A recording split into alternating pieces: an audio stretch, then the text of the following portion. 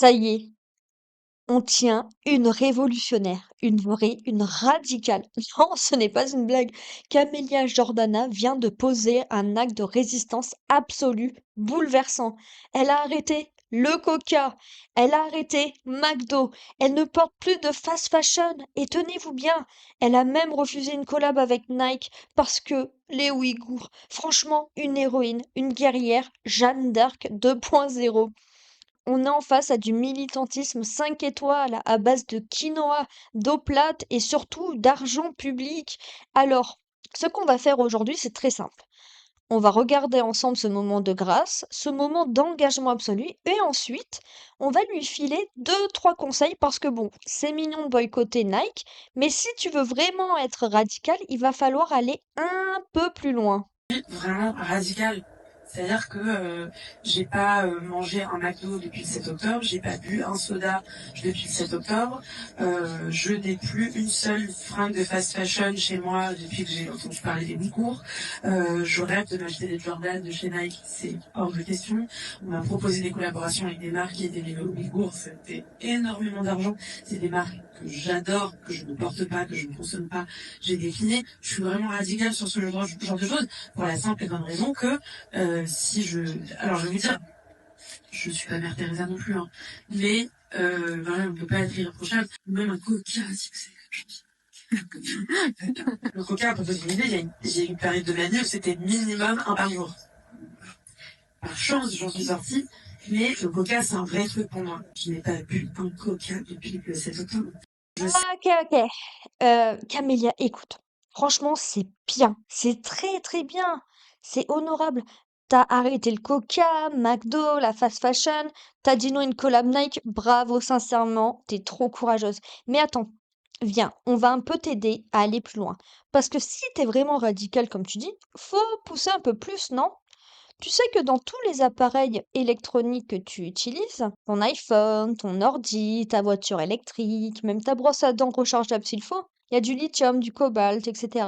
Des métaux rares. Et qui c'est qui les extrait, ces trucs-là? Des enfants africains, oui, des gosses de 5, 6 ans en Afrique. Ils creusent à main nue dans des mines pour que toi tu puisses faire une belle story avec ton filtre préféré. Alors dis-moi, Camélia, pourquoi tu n'as pas d'émotion pour eux? Pourquoi t'es ému pour certains peuples, mais les petits Africains qui crèvent la dalle en creusant pour ton confort numérique, eux, zéro larme. C'est pas photogénique peut-être? Et puis, tu dis que t'es radical. Ok, mais Israël, sans les armes américaines, il n'y a pas de bombardement. Donc si t'es logique, faut boycotter tout ce qui vient des États-Unis. Ça veut dire ton iPhone, ton Mac, Internet, les applis, les réseaux, Microsoft, Netflix, tout.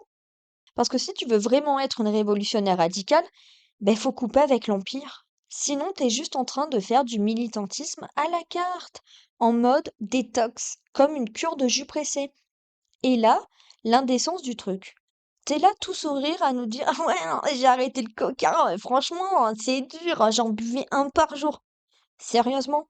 Mais tu te rends compte à quel point c'est indécent de sortir ça alors que toi, tu dis qu'il y a un géno en cours et toi, ton plus grand drame dans la vie, c'est de ne pas boire ton petit coca. Mais qu'est-ce que c'est que ce délire? Et c'est pareil pour Rima Hassan. La meuf porte un sweat Palestine au Parlement européen, elle se fait recadrer, elle se marre. Mais si t'étais vraiment touché par ce qui se passe, tu rigolerais pas. Tu prendrais le coup, tu te tiendrais droite, ok, t'assumes ton acte, mais tu ne rigoles pas. Parce que tu sais que c'est grave. Tu rigoles pas quand t'as de la peine. Mais elle, elle se marre. Parce qu'en vrai, elle s'en fout. C'est du spectacle, de la posture, de la révolution des réseaux sociaux. Puis Camélia, il y a un autre truc que t'as oublié dans ton boycott sélectif. T'as arrêté le coca, mais t'as pas arrêté le cinéma français. Bizarre. Parce que sauf erreur, tu continues à tourner dans des films qui en général font, allez, 200 entrées, des films à 3 millions d'euros de budget pour des salles vides, et qui finance ça? En partie l'État, l'argent public, Nicolas. Donc en gros, l'argent des Français, les impôts des fachous. Alors attends, tu refuses un contrat avec Nike parce que t'es radical, mais tu prends le pognon de ceux que tu traites de racistes, de sionis, de complices, et tu tournes des films que personne ne va voir. Ça, par contre, tu le boycottes pas.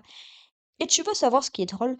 Toi, Camélia, tu vis un vrai boycott, mais pas par conviction politique, juste parce que les films dans lesquels tu tournes sont nuls, parce que les gens n'en peuvent plus de voir toujours les mêmes visages, les mêmes discours, les mêmes drames pseudo-sociaux filmés comme des pubs EDF.